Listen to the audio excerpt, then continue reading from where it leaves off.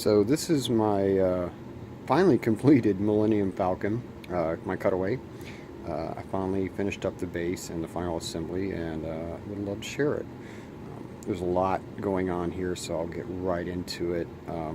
So the base itself, what I did is it is illuminated by RGB LED on a remote control. So that being said, RGB, the color possibilities are pretty much endless on this. Right now you can see it's on a fade mode, and then I can go into a transition mode, which is another feature where it will transition between the colors. You can see it also has presets. I only have a couple done there, which are some of my favorites, one of which being red and the other being blue. Another great feature to this base that I had a lot of fun with, which makes it really fun to be sitting next to a big screen TV or something when you're watching Star Wars, is when I put it into a fade mode, let's say like this one. It also has, what I did is I put a sound activation into this. So as you can see right now, it will pretty much pick up just on my voice going. So you can imagine that sitting next to a surround sound system playing Star Wars or even your favorite CD. Actually a really cool effect. I've had a lot of fun with that. So we'll put that back on something static like blue. So now the ship itself is actually powered. What I've done here is this is a 19 millimeter 5-pin latching blue LED switch, and this does power up the entire ship itself. So we depress that, and as you can see, it illuminates and the ship activates. The whole ship itself, every effect you see, with only two exceptions, are all fiber optics. I didn't want any exposed LEDs anywhere on the ship. I wanted to retain the discipline of fiber optics everywhere.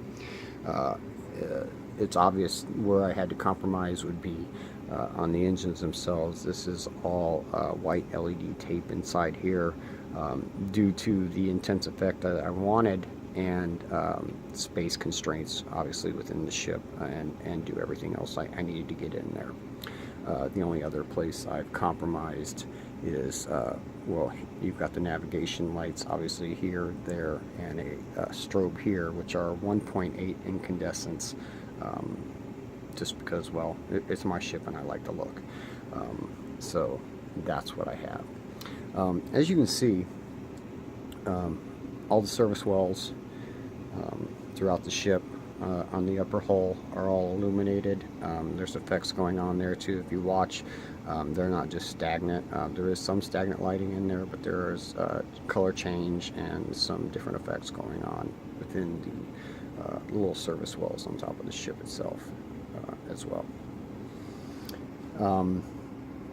So what I wanted to show here, and this is all scratch built and hand done, is I wanted to show the transition between into the gradation of cutaway. So it goes from a solid hull, and then I created all the infrastructure of the ship itself. This is all hand done, and it shows the structure, the piping, the mechanics of the ship itself, and it's all actually cutaway, as you see on the bias, which I thought was a cool way just to show that. So you can see the beams actually are cut on the bias, and that's how I wanted to display it.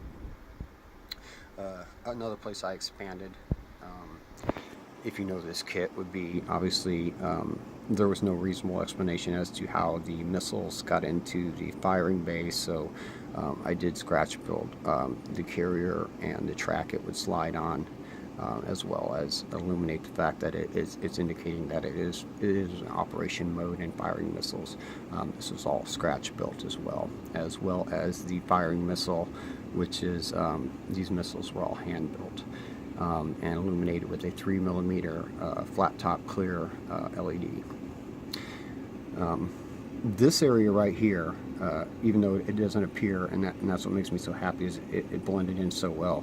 If you know this kit, again, None of this existed. This was all scratch built as far as down here. So this was all opened up, and this tunnel was all hand built by me. Anywhere you see a passageway, a tunnel, I pretty much uplit it with fiber optics individually. I didn't want the appearance of just a LED back there, just kind of, you know, illuminating the whole tunnel. So as you can see, all my passageways are all fiber optic lit individually, which I think it just gives it that correct look. So I really stayed true to that. So, but as well as inside here, you know, all the padding on the walls, the steel structure, curved steel structure for the walls, and all the door controls for here and the side over here are all inside there and illuminated with fiber optics, as well as the entire ship. Anywhere you see a passageway, a door, anything like that, the controls are there and are illuminated. So if you look deep in all the passageways, you will see that, or anywhere there is a door. As you can see clearly, all the consoles are all animated and illuminated. This is all, again, done with varying thickness of fiber optics. You can see every console. Let's see if we can pan over here and show you on the other side of the airlock. There's another console back in there that is illuminated and animated as well. There are some places I probably took it too far, but I wanted to know myself that it was there. As far as, like, here's an example on the side of this, inside this tunnel here and over here, the 5 lights that go down at about head level and illuminating green, those are in there. Unfortunately, you just can't see them, but they are there.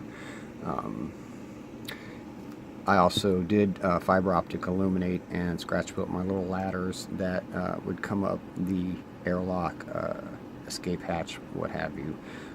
That was all fiber optic illuminated as well. So coming up here, the gunner stations themselves, those are all scratch built. I hand built all of that, and those are also animated and fiber optic illuminated, and there's a lot of individual patterns going on down inside there. The gunner seat is in there, as well as the controls for the gunner, the cannons themselves, and those are fiber optic illuminated, although they face away from you. So again, it's a good example of where I personally know it's there, but you'll never see that effect. I just had too much fun with this kit. You can also see, if you look down in there, you can see the tunnel that actually goes from one station to the other, and you can see it is fiber optic illuminated and built a little ladder so you can get back and forth between the two stations. The top laser cannon itself, this is illuminated, although in this bright light it doesn't show very well, but if you look at the ends, you can see the end glow pretty good even in this light. What it is there's two alternating 3mm dual stage flashing LEDs in there, and so what happens is one side of the cannons will come on and illuminate and then intensify and then alternate to the other side. So if you do look at the ends of the cannons, you can see that effect, that the cannons are in fact firing as well. Back in there we have, if I can get in on that, and some of you remember some of my during the build, some static pictures. There's the little R2 I built back there in the C-3PO. Those are in 1/78 scale, and he was scratch built, and his little dome, he is lit with 0.025mm fiber optics, whereas illuminated C-3PO, his little eyes are 0.02mm fiber optics. To try to throw those two in different scale and not make little 3PO's eyes too overwhelming. but that was a lot of fun to bring life to the two little droids. And the reason they're standing there is, for one, well, I want to say, Mike, can you even build these guys? And had a lot of fun doing it. So, I apologize about the focus there.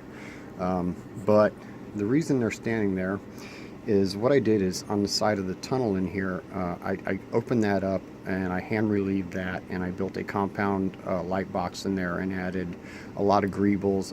There is piping and faux tubing, wiring, and such like that to represent the fact that this side of the passageway is opened up. As you remember, the fire broke out, and little R2 is there to extinguish that. So never having done an interactive on one of my builds before, I really wanted to go there on this one. So if I can pan out, it's a switch we didn't talk about. It's this little guy right down here at the bottom.